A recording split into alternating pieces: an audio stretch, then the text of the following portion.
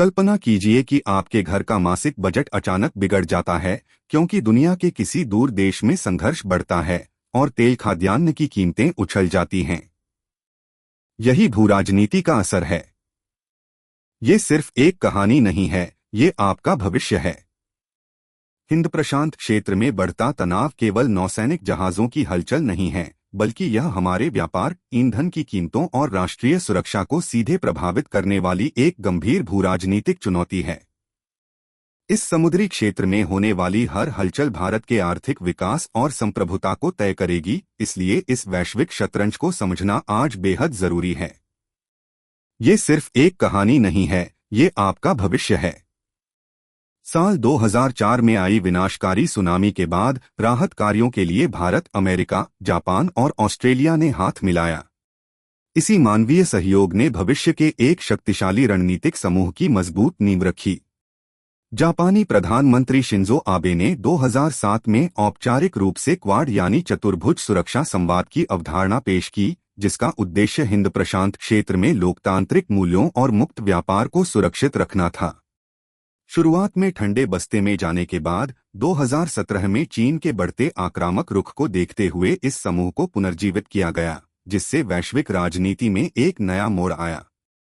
इस गठबंधन में अमेरिका अपनी वैश्विक बादशाहत बचाने, जापान अपनी समुद्री सीमाओं की रक्षा करने और ऑस्ट्रेलिया प्रशांत क्षेत्र में चीनी प्रभाव को संतुलित करने के लिए एक साथ मिलकर काम कर रहे हैं।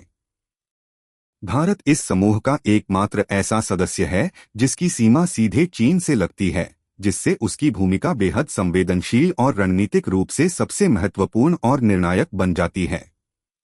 ये चारों लोकतांत्रिक देश मिलकर सैन्य अभ्यास, खुफिया जानकारी साझा करने और तकनीकी सहयोग के माध्यम से हिंद प्रशांत क्षेत्र में एक स्वतंत्र और खुला नियमाधारित आदेश स्थापित करना चाहते हैं।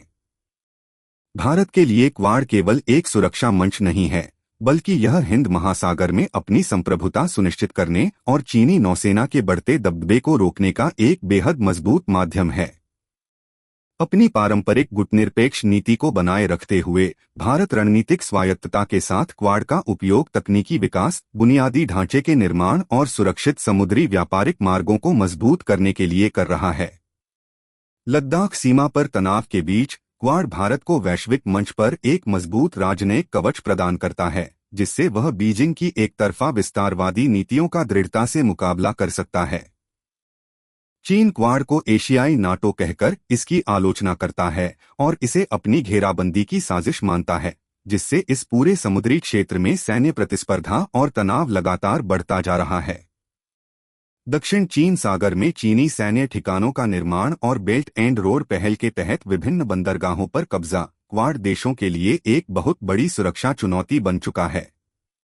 इस शक्ति संतुलन को बनाए रखने के लिए क्वाड देश मालाबार जैसे संयुक्त नौसैनिक अभ्यासों के जरिए अपनी युद्धक क्षमताओं और आपसी तालमेल को लगातार मजबूत और प्रदर्शित कर रहे हैं।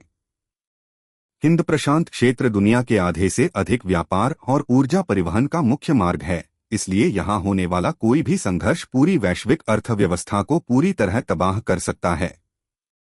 सेमीकंडक्टर आपूर्ति श्रृंखला, साइबर सुरक्षा और जलवायु परिवर्तन जैसे महत्वपूर्ण मुद्दों पर क्वाड का सहयोग वैश्विक तकनीकी विकास की दिशा और दशा को निर्धारित करने में महत्वपूर्ण भूमिका निभा रहा है। यूरोप और मध्य पूर्व की नजरें भी अब इस क्षेत्र पर टिकी हैं, क्योंकि यहां का संतुलन ही आने वाले दशकों में वैश्विक व्यवस्था और नए गठबंधनों के भविष्य को तय करेगा। भारत को अपनी सुरक्षा और आर्थिक हितों के बीच एक बारीक संतुलन बनाना होगा, क्योंकि वह पश्चिमी देशों का पूर्ण सैन्य सहयोगी बने बिना अपनी स्वायत्तता को सुरक्षित रखना चाहता है।